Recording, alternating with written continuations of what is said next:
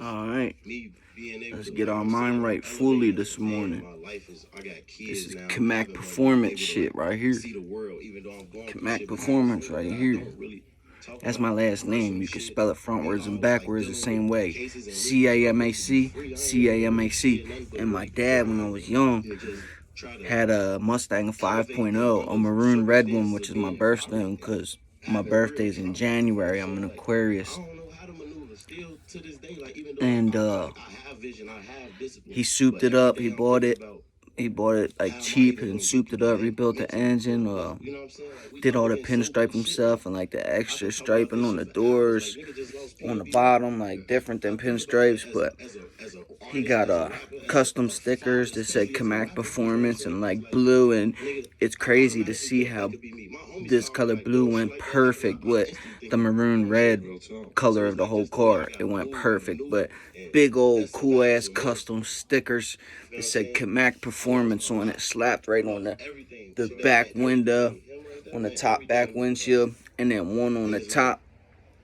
We had like the sun strip, tinted sun strip, and he had one blue one on top of that one, a black sun strip, and the real cool different cursive font. It wasn't just ordinary cursive, it was like a cool cursive font. I wish I had a picture so I could show you real quick, but I gotta find one. I could probably dig one up. I got a lot of family pictures. Natural teeth. Yeah, yup. Yeah.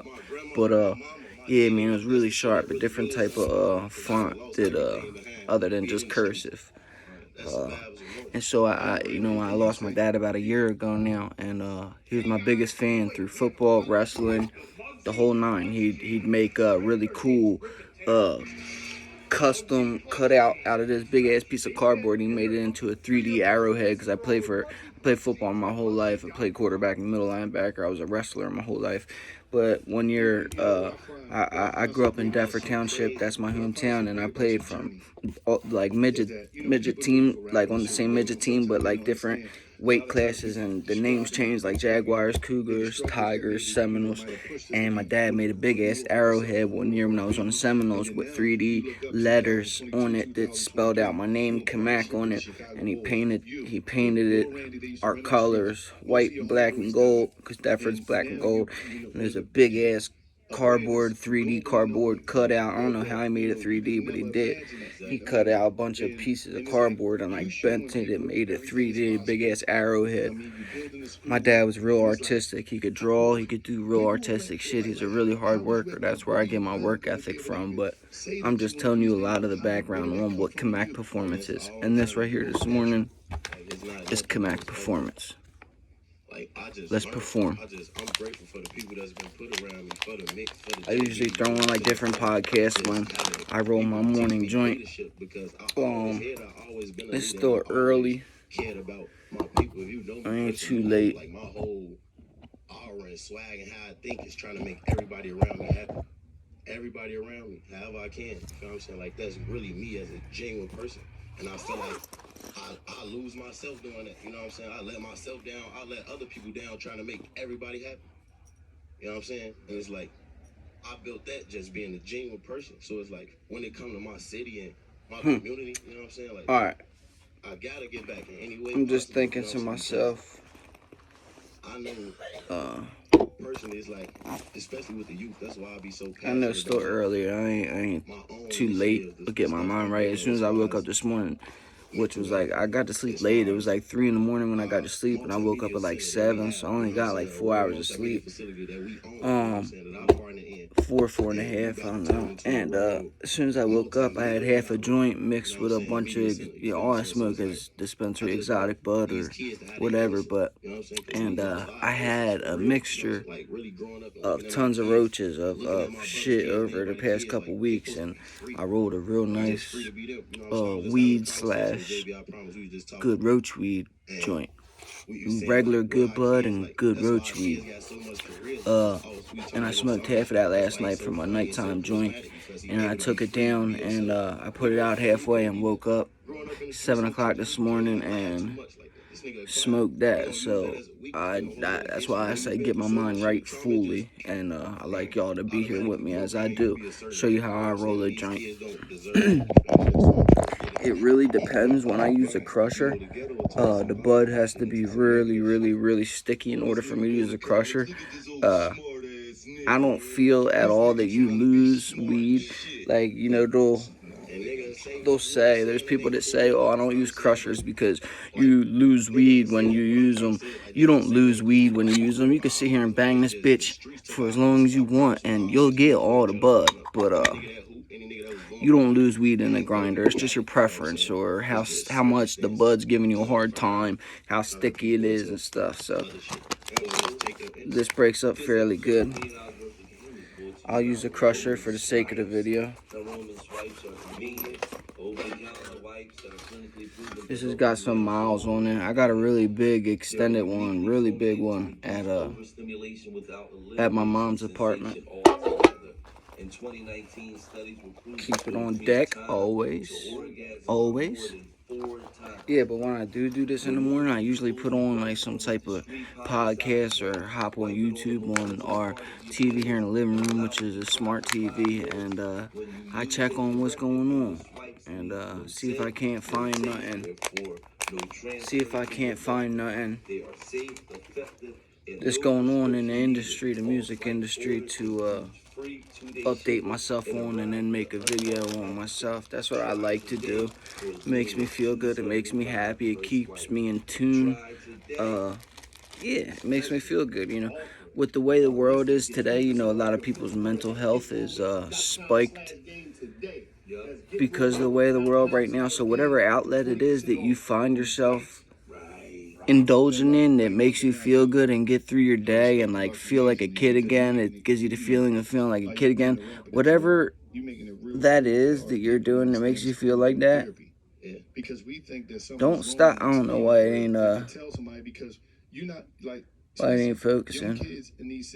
And I got it recording like 420 HD or whatever the best setting is. But yeah, try to put on something in the music industry news wise, see what's going on, and see if I can't get some content and information to make some content out of. I take passion in the music industry. I take passion in our today's culture, and I respect it, and I respect the people in it, the majority of them. There's a lot of shit going on lately with Takeoff. The Young Dolph shit's still fresh to us. You know, you got Mo 3, Pop Smoke, a lot of greats, man, that we lost to senseless violence lately. And I get it, you know, you don't see these people talk to them, you know, you don't know them, but you incorporate their shit, their music, and their interviews into your life like every day, whether it be a song or an interview. So it's like you can't help but to fall in love for these artists, and that's what they are. They're artists, you know. Music. If it wasn't for music, I don't know what life would be, because music is a big part of my life and life. Period. You know, you could put music behind anything, any feeling, any emotion. You can slap music on it, and that's like equivalent to English, speaking English. So that's pretty cool to know that you got something out there that's almost the same as English. You know, you could put music behind anything. Back in the day, the black and white cartoons were surrounded with no captions, no words, but simply music, you know, which is pretty cool. You know what I'm saying? But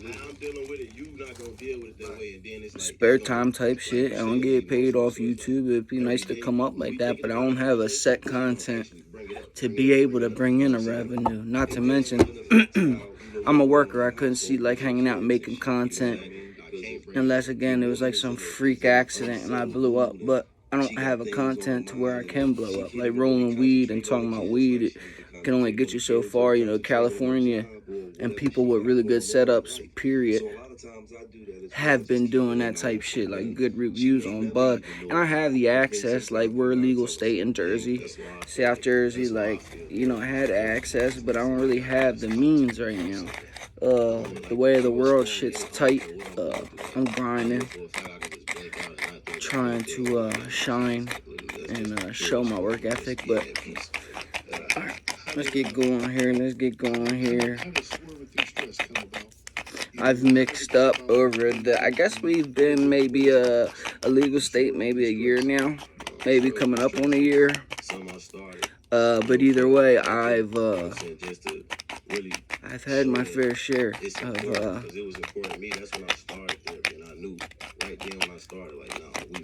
of stuff from the dispensary since we've been legal. You know, before then, you know, the copping was scarce. Like you had to go to the hood and grab.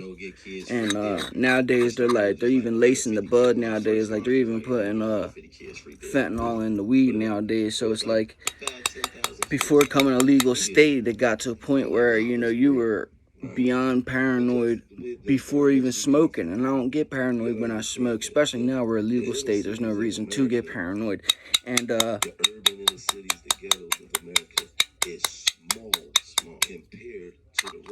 yeah, it was scarce before we became legal. I think it was like decriminalized for a while, whatever that is.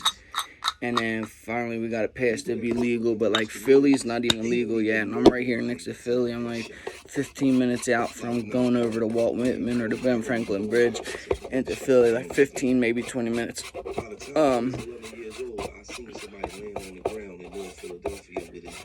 Yeah, it took a while. I'm listening to the G Herbo million dollar worth of game podcast interview. G Herbo. And you know, that's Gilly the Kid and Wallow's podcast, $1 million worth of game. But again, I try to put on something that tells you about our news and our industry, like what's going on, and some topic-based shit, and just go off it. Podcasts are really good for a lot of different reasons, man. And it's visual too. Like you can do the shit in the car and not hear it, but sitting down and watching one, you get everything you need from seeing your favorite artist. You get to see them, their face up close. You get to hear their voice up close in the mic. You get to see their whole entire fit, what they're wearing. You know, you get to see their jewelry. You get to see their mannerisms, how they present themselves, how their business sense is, because they're not putting on for a music video or wilding out. They're there on business timing. So you get to see them in a different light. And that's all behind a podcast. That's why they're great. I mean, they're good to listen to, I guess, if you're driving and shit, but you really get the full thing when you sit down in front of a TV or a computer, a phone, however it is you do it, and watch a podcast. And that's how I stay up on the culture and stay hip. I'm 30 years old. This January I'll be 31. Yeah, you get a lot of information, dude. And again, you're up close and personal with your favorite artist, and you get to see everything. They didn't have the classic Raws down the street at my store, and down the street this way there's a store, and down the under street this way there's another corner store. But the second one's a little bit further to where I ain't walking. The other one's like 2 blocks. The other one's like 18, 25 blocks. And of course they ain't had the classic ones, and they ain't had the black pack Raws. And so I had to get the organic hemps, which is like the lighter papered ones. And bruh, you can't even lick these bitches. They rip. Like if you had it, I usually go through packs of papers quick. Like every single paper gets used out of a pack and fairly fast. Every other day I'm either dispensary in it, or my wife just came up on a little plug situation and we started like grabbing some. The platform to go find the resources and give them to you. Right? And like you said, people will think you got. I don't know if you caught that, but I was talking and I flicked my finger, and it hit the joint, and the bud flicked out of the joint. How many times have you guys messed up rolling some shit, like dropped it or accidentally flicked it, or the paper gave, or whatever the case may be? It really sucks when you mess up, especially if you ain't holding like that. Like if you ain't got much bud, you ain't really holding like that. But yeah, like every other day I'm at the dispensary grabbing bud. When you got money, people with that Coming up on 15 minutes. Try to finish this up. I haven't been editing videos yet, but I know that that's something I got to get on top of. I just don't know how to. I don't even know how to start to, but I'll Google it.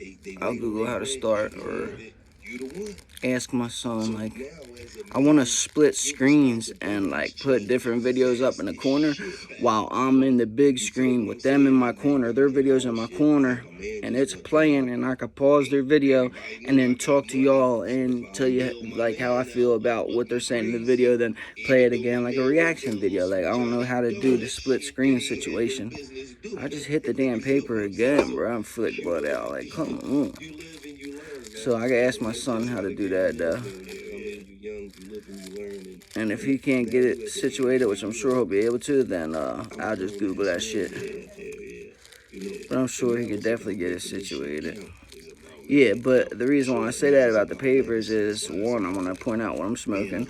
I smoked the classic raws, the tan pack, but I point out that the fact that they didn't have them on, they always do, and they didn't have them, of course, when I need them. And then what they did have, what I had to end up getting, was the hemp ones that rip easy. But that's why I mentioned what it is, to let you know what I'm smoking out of, and then also that I got the shitty ones. You gotta be real careful with them. You can't even lick the shits, for real. You don't gotta make the ones I make, at least. Now, Survivor's Remorse out tomorrow. Listen now. Tomorrow. Shout out $1 million worth of game, man. Tomorrow. Make sure y'all get that. I ain't want to cut you off, but I just got to let you know, because this shit is, I'm really proud of Neff, man. Yeah, he grew. Yeah, G Herbo did grow. Especially with his old lady stepping out on him and getting wifed up by Moneybag Yo, who became a superstar. And the whole time he kept it G, kept his mouth shut. There was no beef, there was no fighting. Maybe in the beginning there might have been a little something, but it wasn't even nothing to where, you see, I can't even think back and remember, so you know it wasn't nothing, because I be up on that shit. But also, he's just a cool-ass dude, and humble and relaxed, and, you know, he realized the old lady was for the streets. He thought he was wifey, he had a kid with her, and then she stepped out and started fucking with Moneybag Yo and all that. Now his child and her are around Moneybag Yo, this big old superstar, and Herbo's held his ground, you know, became his own superstar. Coming up on 17 minutes, I'm about to finish this out, finish this joint, and I'm gonna holler at y'all. 20-minute videos, no one's really watching that. I mean, depending on the content, we'll see. I don't have the biggest following, but I got a little bit. You know, I got three subscribers in the past like 24, 25 hours. So, all right. So that's that organic raw paper roll up. I usually smoke classic. This is, what am I smoking? Bubble gum gelato, and it's a purple bud, so it's more sedative. You know, that's how purpley buds be. But you know, my quick, after I roll something or at the end of the video, I like to give little tips. My best tip would be to do your research, man. Use Google to your best advantage, because you could Google your strand and it tell you everything you need to know about it. And the same goes for anything you want to know in life. Google's your best friend. But that's that. Quick, fast, easy. Just gotta be super careful with the hemp papers. Stay with the classic ones if you smoke raw. You know what I'm talking about.